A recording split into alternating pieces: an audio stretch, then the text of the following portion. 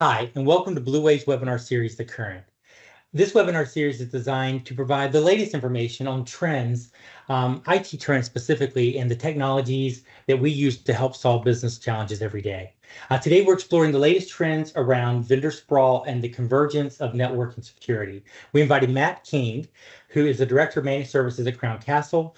And by the way, Crown Castle provides wireless and fiber solutions in the United States. I'm Paul Starkey. I'm the Director of Technology Supplier Programs over at the Bluewave Technology Group. And today, welcome, Matt. Appreciate you having me on, Paul. Yeah, we are so excited to have you here. So we're going to dive right in, start covering some really good content. So first of all, we've all been through kind of almost like this once in a lifetime kind of thing. So there are many lingering effects from the pandemic driven with work policy changes, just kind of the landscape change from what I'm used to when I was younger. But what challenges are you seeing this pose for customers and their environments? Yeah, there's a lot. And obviously, with change comes the necessity of people being more nimble, which is not always the case. The first one that I see that it's kind of a repeat thing over and over again is just headcount issues. As organizations kind of went through this ebb and flow of maybe demand expanded or oftentimes it contracted, IT staffs were oftentimes where cuts came from. And even as things kind of returned to quote unquote normal, those staffs never really fully recovered. And they may have seen themselves become more efficient and find a way to operate on more of a shoestring budget or with a smaller staff. And the rate of change is just it's compounding. Things are changing faster and faster and faster. They're having a harder time keeping up and a harder time staying in front of all the challenges that do exist. And there's just not the manpower usually at most of the organizations we're contacting and being in front of. That's a big one. I would say at the same time too, there's like a fundamental change in terms of how networks are kind of configured. With people working out of the office during the pandemic more often, these centralized network designs weren't optimal for managing security and for just handling the challenges that exist there. And there's still this sort of push-pull between centralized networks having to move to a more decentralized space with cloud applications, endpoint security changing, just even managing where the users are. There's a lot of issues with that. And these challenges, as I was saying, they're changing faster and faster all over time. Those challenges are compounded by the fact that you have fewer people to actually help with them. And they're so resource constrained that they're focused on putting out fires and being reactionary. They can't get ahead of the issues. They can't think farther in advance to kind of build a long-term strategy. And I see a ton of demand for consultative services to help people see what everyone else is doing. What are the best practices? How do I get away from just reacting to every little thing that pops up? So what do you see some of the security challenges, around these solutions, and how are you helping your customers address them? Yeah, I think the big one, I mean, you just think buzzwords that people will be throwing out there, ZTNA, zero trust is a big one. And with either hybrid environments or fully remote environments, there's a great window of opportunity to have conversations about SSE or SASE with our customers. Just because managing VPN setups for brand new employees and kind of this influx or decrease of employees for organizations, that's a pain in the butt. And it doesn't necessarily dovetail really nicely with other security postures that may be required. Also, tons of regulatory changes exist in multiple industries.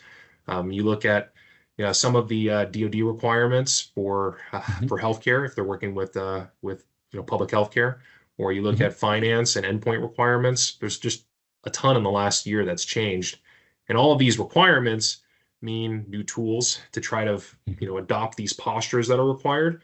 The other challenge I see coming out of that is, okay, well, I need to be zero trust. I'm going to do SASE. I'm going to buy from X vendor, and I need to have endpoints. So I'm going to buy this, and I have a SIM with this vendor. All of a sudden, you've got like 6 interfaces. You've got 10 vendors. Vendor sprawl is a very real issue. People are struggling to keep up with it. They can't even necessarily have enough time to respond to the internal IT issues they have already, let alone learn 4 new platforms. So I think having a single platform that can kind of holistically manage the network, automate some of these responses, actually use machine learning and AI, the more buzzwords that are thrown out there. They don't really help if it requires another platform to use rather than consolidating them. I see a huge demand for tools like that because these are very real issues that almost every organization we talk to are really struggling with. Even like you've got network teams that are being thrust into security conversations. Not every organization has a chief security officer or even a SOC.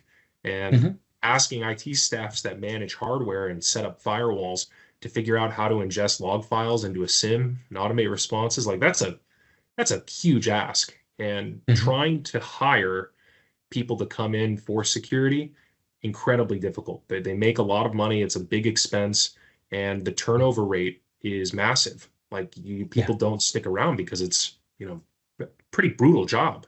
So I see big demand on how do I automate some of those response actions?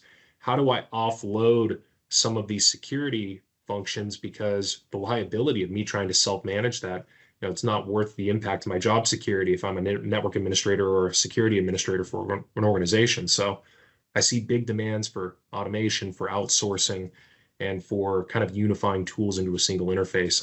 I would see those are things people are clamoring for.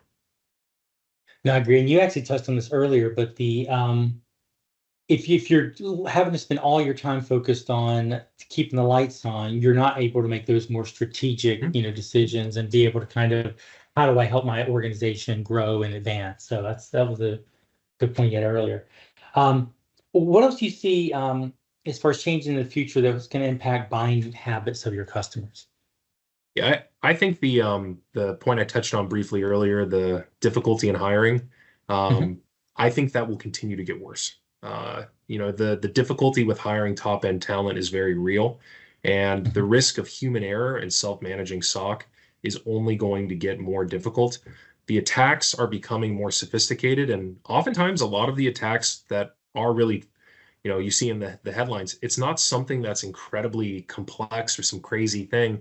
It's just simple human error, and creating safeguards for that oftentimes doesn't mean having more people to solve that, or the amount of people you would need to solve it is so much more than what people estimate for, that I see a lot more movement towards automation and a lot more movement towards offloading security services. Most organizations we talk to, even larger organizations, are looking at not having a single point of failure within the organization for SOC.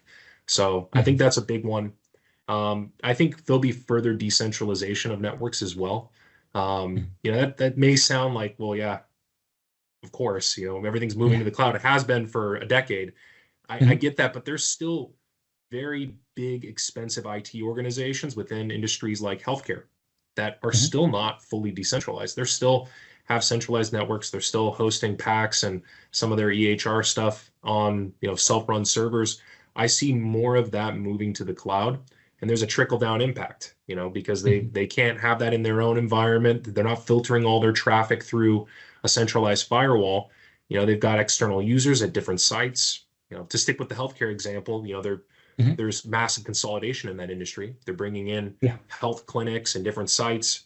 They're going to have to figure out new ways of managing that, and it's already forcing conversations to exist, and change is difficult, but people are looking for, well, what did this other organization do? What did this other company do to solve the problem? And I think we're going to continue to see more of that, especially as compliance changes come up.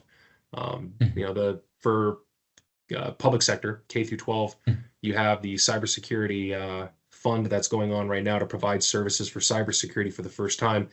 That's really just the precursor to massive regulatory changes that are likely coming. And this is across every industry. So even if people are already anticipating it, making change, they're going to be forced to move a lot faster than they think, because there is going to continue to be more and more regulatory changes that will shift how network policies exist and the security posture that companies have. And that's huge, huge opportunity for people that are consultants, because people aren't going to know what to do for the exact reasons we've outlined earlier.